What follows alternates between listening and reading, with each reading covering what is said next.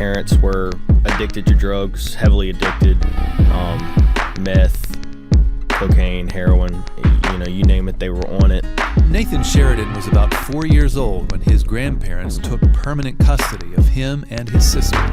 My mother had ended up selling everything in our trailer that we were living in, and my father coming home realizing that she had sold everything. They got into a huge fight about it because she had sold everything for drugs. That was the purpose of her doing that. And then she ended up calling my grandparents again and saying, come get the kids or I'm going to drop them off at the police station. And they say that time can heal all wounds, but I can't seem to let the past go. And oh, swing low, sweet Savior, my heart is on the floor, broken into. At least I'm broken with you. Today, Nathan is a Christian singer. In fact, that was him you just heard singing. He's also our guest on this episode of GPS, God, People, Stories. I'm Phil Fleischman. My co-host Jim Kirkland is out this week. Nathan's story is a good example of God working in someone's life through difficult circumstances. And a little later in this episode, Billy Graham is going to talk about it. God's business now is to mold you into the image of Christ so that you will love like He loves, have peace like He has, joy like He has, gentleness like He has. You can learn more about God's work in your life right now at this website, findpeacewithgod.net. That's findpeacewithgod.net. God, People, stories.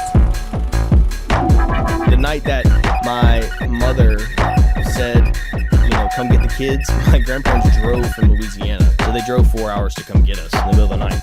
that wasn't the first time Nathan and his older sister Sarah had gone with his grandparents, but this time it was permanent. Nathan was born in Pensacola, Florida in 1993, and he lived through a lot there in his first 4 years of life. I don't really remember too many good things at all. Like, I would remember things like my mother coming home because my mother and father fought so much. I mean, physically fought. It wasn't just verbally, it was physically. And I mean, she would go outside and yell at the neighbors. My dad was a painter, and he drove like a white painter van that you kind of see. And she would talk to the neighbors next door and say, hey, if you see that van pull up, call the police. And I remember her doing that several times. She would do that almost every day, actually, and the neighbors just thought she was crazy. I mean, she was on drugs, and they would just kind of ignore her, just say, okay, things like that. And then I remember coming home and my mother and father just rolling around on the floor, like fighting, and just crazy things like that. Any good memories that Nathan does have of his life in Pensacola involve his sister. We were always together. That's something I do remember. We were always together. We didn't have any friends. I do remember a time that I actually haven't got to talk about too much, where actually my mother let me and my sister, there was a church right next door to our house, and probably still shouldn't have let two kids walk there by themselves, but my sister would let me go, hold my hand and take me there, and we would go to that church by ourselves and just go sit down, and I remember like all the people staring at us because we had no supervision. It was the craziest thing. So yeah, she was definitely, she had to have been, even though I was a little too young to understand. I'm sure Sarah was probably in a lot of ways.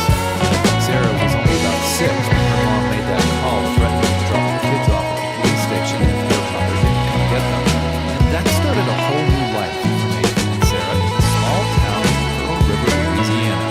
But it was a life that was going to be upended by tragedy. Shortly after being full-time with my grandparents, them getting custody of me, having legal custody, my sister came down with a very rare form of brain cancer. So she came down with terminal illness, basically, from the start. There was no cure, there was no real thing that the doctors could do. So they were just pursuing different treatments and things like that, but it ended up taking her life. That was a pretty hard time. I saw my grandparents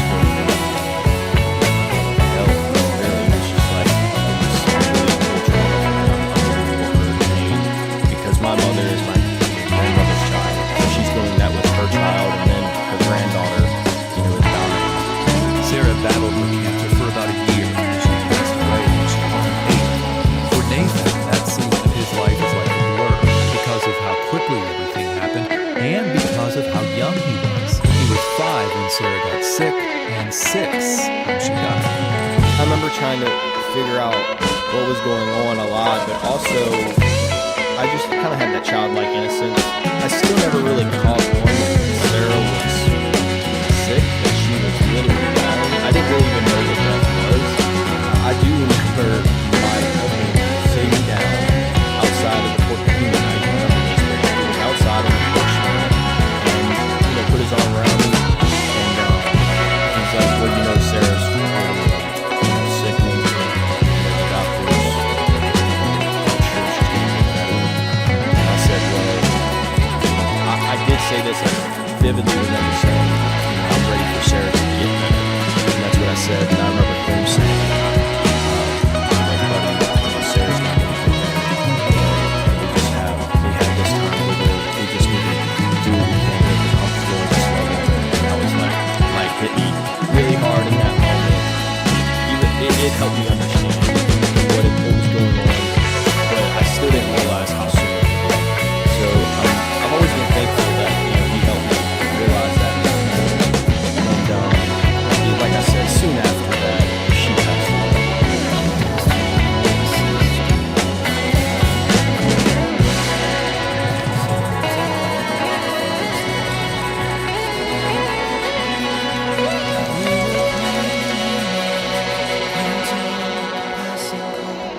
But that's been almost 18 years ago.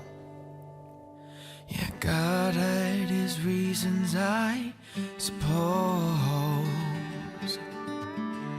Nathan's grandparents were strong Christians, and their faith carried them through the dark times of their grief. Nathan remembers his own faith in Jesus really beginning to develop when he started going to youth group. He was about 12 at the time. We were going to different camps, winter retreats and things like that.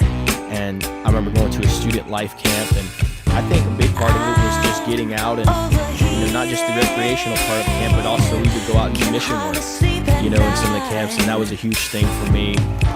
Really loved doing that. All of those activities were helping Nathan understand what it meant to live a Christ-like life, but he still hadn't surrendered his heart to Jesus.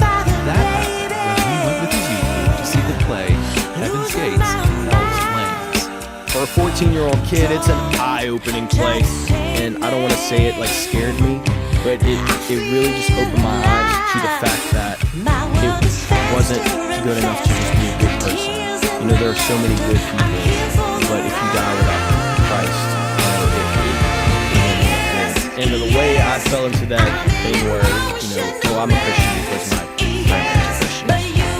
I knew they were, so I'm covered, like a secondary thing, I'm under their coverage. But it wasn't like that, and that play made it super clear cut to me, and they presented the gospel in such a way that, a 14-year-old could understand and be like, wow, this is really a decision that, I have to make.